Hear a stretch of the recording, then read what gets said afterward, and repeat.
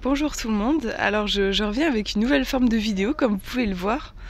En fait j'ai installé sous ces tissus en soie 3 méthodes de divination différentes et en fait ce que je vous propose c'est de prendre quelques secondes, de vous concentrer et de vous demander à votre être intérieur quelle est la méthode de divination qui est la plus adaptée pour vous. Voilà, entre ces 3 emplacements, d'en choisir un. Donc voilà, je vous laisse le temps.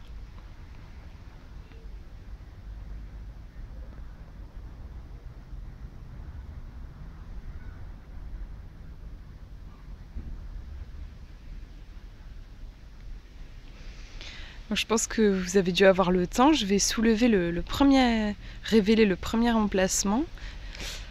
Hop. Donc si jamais vous avez choisi ce tissu là, c'est sûrement que vous avez quelque chose à faire avec l'énergie des arbres, que l'énergie des arbres doit vous appeler, puisque ce qui est sorti pour vous c'est l'ogame celtique. J'avais fait une vidéo pour expliquer un petit peu ce que c'est. En fait c'est un alphabet sacré, chaque lettre correspond à un arbre et chaque arbre a une symbolique. Donc par exemple vous avez col qui correspond à la lettre C dans notre alphabet et voici comment il s'écrit. Col, c'est le noisetier. Le noisetier représente tout ce qui est écriture, c'est l'arbre des poètes. Donc si vous le tirez en conseil, ça peut vous conseiller par exemple d'écrire ou de lire un bouquin. Donc voilà, vous pouvez tirer un ogame comme ça en conseil, ou alors vous pouvez aussi les positionner devant vous, voilà, par exemple comme ça. Et en fait, faire un tirage comme vous feriez un tirage avec des cartes, vous pouvez faire un tirage en croix, ce genre de choses.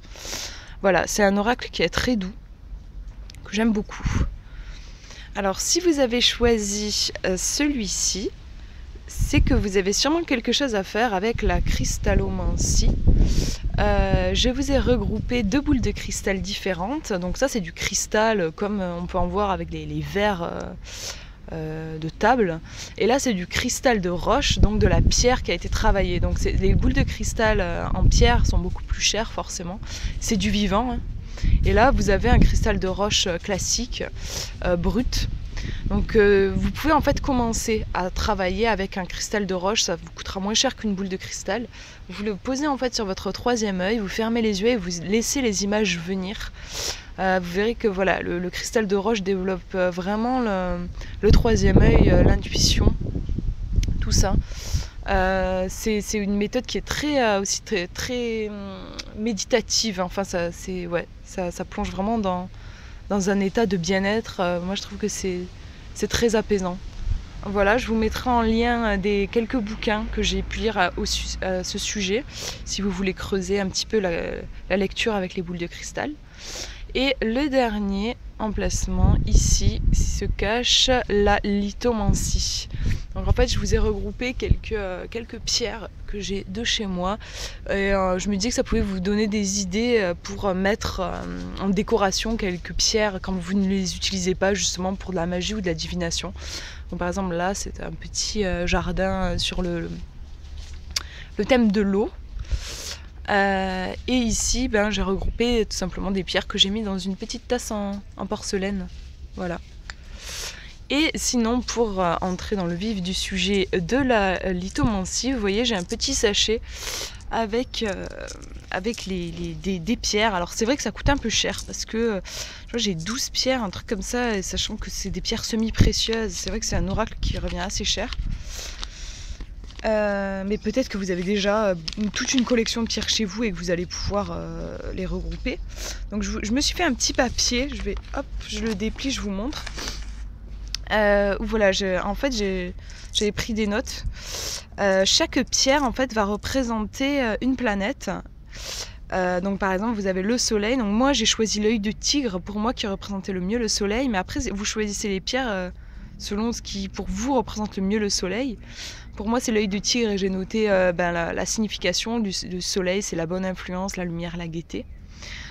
Voilà, la Lune, Mars, Mercure, Jupiter, Vénus, Saturne. Voilà pour les planètes. Vous choisissez toujours votre pierre. Vous pouvez vous l'écrire comme moi pour pas oublier.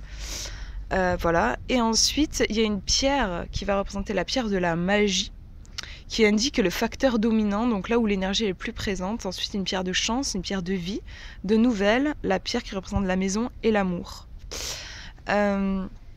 La pierre de vie, vous voyez, c'est la vie intime, tout ce qui est le sujet de pardon, attendez, j'ai marqué vie intime de celui qui est le sujet de la divination, voilà. Donc en fait, le principe, vous prenez vos pierres, vous les jetez devant vous, il faut avoir assez d'espace, le mieux c'est de le faire dehors, et vous regardez quelle pierre est plus proche de l'autre, et en fonction vous faites vos interprétations. Donc par exemple, si vous avez la maison à côté de la pierre de la nouvelle, ça veut dire que vous allez sûrement avoir des nouvelles concernant votre famille. Si jamais une pierre de chance à côté de la maison, voilà, de la chance dans la maison.